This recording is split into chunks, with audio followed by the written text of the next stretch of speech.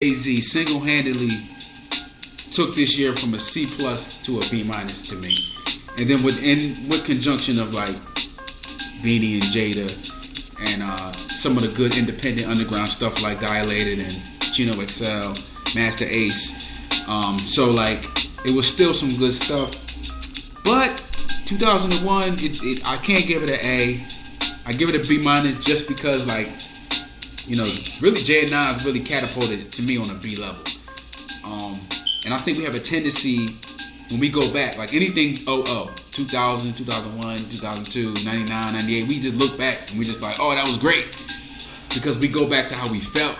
But when we like review these albums and years, this year had some, it wasn't too strong to me.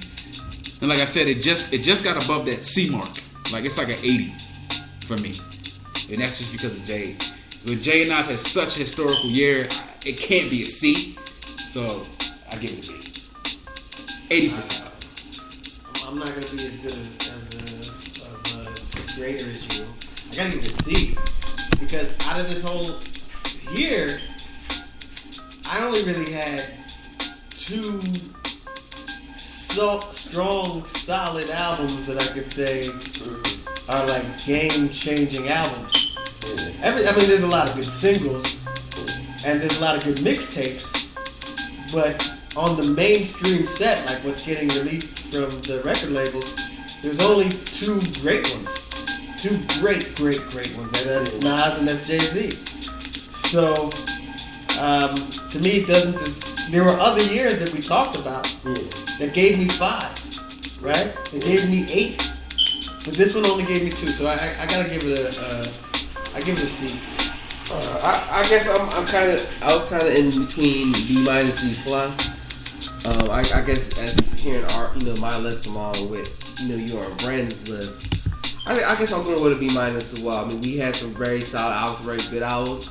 Then we had some a lot of duds in between. I think this is around the transitional times, where we started seeing stuff was changing. It was more quality quantity over quality as far as the music, whether it was the singles, whether it was the albums, and so forth. I mean, granted, you had Jay-Z coming out with an album damn near every year. But how many people are Jay-Z though? Mm-hmm. You know what I mean? So you had artists who weren't even top tier, maybe coming out albums more frequently now, like a Ja Rule. Yeah. You know what I mean? Where it was just going quality, just going lower and lower and lower as far as expectations. But then as a listener, we started to accept that. Yeah. And I think that's one difference between our generation and the younger generation, because people talk about you look at hip hop and now. You have some people come now and say, look, it's more complicated lyrics, that maybe more recent years, but even now it's like, okay, but the skill set, you know what I mean? Like half the artists we look at, especially the mid 2000s or even early 2000s, compared to our golden era age, they wouldn't be able to stand a chance, with even a lower tier rapper, as far as the respect level, as far as the lyrical level. So I think, and now we got the mumble raps, you got the Young Thugs, you got the little Yachis. You don't know the hell they're talking about, but they're getting all these spins. Yeah. And people are buying those albums. Sure. You know what I mean? And it's funny too, because it was on the topic today. You crossed out the last minute, but it almost goes back to the Black Records thing, because in a sense that you could have a low Q that we're accepting, a dude maybe mumbling who might have like a 4th, 5th grade reading level now. Mm-hmm. But we're expecting this white dude to have a vocabulary out of this world to get the same spins. And then he'll get those spins, but if a black dude right now come with that same vocabulary, outside maybe let's say Kendrick or J. Cole, we're not going to give him that same radio play. Because he's not commercial, he's not gangsta, or he's not ignorant enough. We want that ignorant stuff. We'll say the smart stuff for the quote-unquote white artists. At this point, the Macklemores or whatever. Just keep more consciousness or more regular stuff, because if we, God forbid, we talk about, smelling the flowers or doing the right thing, we're not black no more. We're not showing who we are as people. We're not being ignorant. You know what I mean? And that goes to perception of media and everything else, but that's not a topic, but you get the drift. You give it a B minus? I give it a B minus. I was giving it a B plus, but like I said, after hearing everything else, I think B plus would be maybe a little bit too strong. If we look outside, like I said, Minaj, look outside, still mad. He gets a C. I give it a C. I think B minus. I think his here's another reason, or not a reason. Here's a telling thing about this year. There are only really two, great albums in the year. But how many great mixtapes came out that year? Mm-hmm. How many other years could like a DJ Clue be in the top 5? Right? I feel like the listener changed. Right? Yeah. The listener understood that what's coming out of these labels aren't great. Yeah. Let me go find something else. And there was supply to that demand when you listen to a Beanie Siegel mixtape, or when you listen to a Jadakiss or a Lox mixtape, or you listen to something that was more underground. So I think it was more free. So I think that speaks to why this wasn't a super strong year. Right. Because the real hip hop listener wasn't really just buying the albums. Right. He was listening to he was buying the mixtape. Right. The ear was really on the street. The corner store guy really was the winner. Or the guy that sold CDs on the corner. Barbershop. And what's it called? Where it used to work in 2001. That's a good point, man. The Circuit City. Circuit City was the real winner. Because they sold all those blank CDs. Yeah. And that goes, Slim Thug was talking about his career. And Slim Thug, he got on like 05, 06. But Slim Thug was saying that like, in this time, 00, 01, 02, 03, they had mom and pop shops set up in Houston.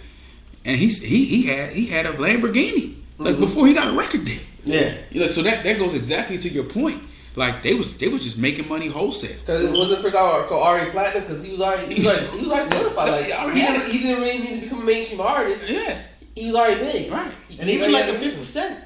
A 50 Cent at that point was they had to sign him for $1 million because he was selling so much records outside of the label. Right. You had to make it. That's a good point. And 2001 does really reflect that the label was behind. Yeah. Because a lot of the stuff that was like Federal Star, like we just see albums that are inadequate to quality.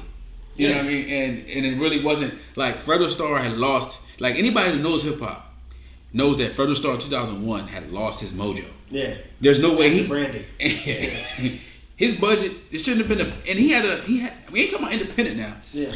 He had a commercial budget with a major label. Mm-hmm. He had no business being on that. No. You know what I mean? All. So that just tells you. Like I started working for a label in 2003. Universal. And like the guys that they signed were all guys that were very famous in their own right, like in their own like place in the world. Like Lil Flip. Lil Flip sold a ton of records on his own. Hell yeah. T.I. sold a ton of records on his own.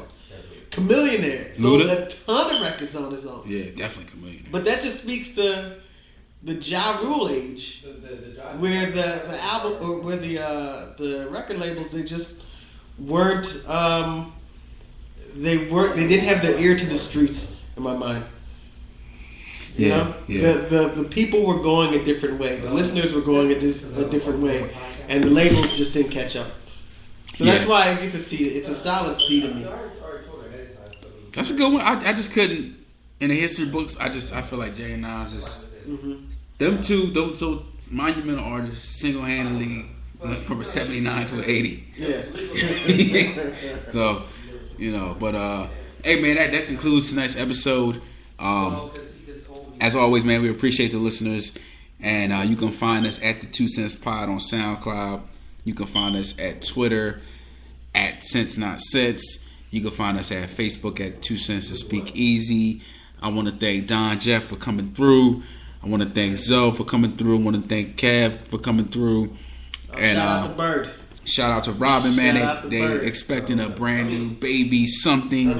You know what I mean? We're just praying for health and wealth. If you're listening to this right now, pause. Pray for help. Pray for help. Yes, sir. Pray for help for yourself. Wrapping up. But then pray for help for little baby Bird. Or little Cavassier. That's all I ask. Hey, man. I think we can end on that note. Yeah. You know, Kev, you ain't on all. You're not on the social networks, nothing like that. Nah. You can reach me in those streets. On them streets. You can reach me in the streets. Streets. SKRTEETZ. Y'all can see me. Y'all can find me. I'm at Pieces of Verb with 2 B's on Twitter. And like I said, just keep checking us out, man. We're working on the website, trying to get that up. Y'all definitely go check out Life Hats at life_threads with the Z on Instagram. It's fam to the show. And we out of here, man. Without further ado, man. So unless you want to, well, you know what I mean. Like I said, I can't do Twitter. It's too complex for me. I tried. I still love Naked though. But Instagram, catch me on Rhythmatic. Larissa Maurice on Facebook. You know, I do have, you know, stuff outside of the BS. Brandon can attest to. But other than that, you know, it's all love, peace, you know what I mean? Knowledge. We out, man. 1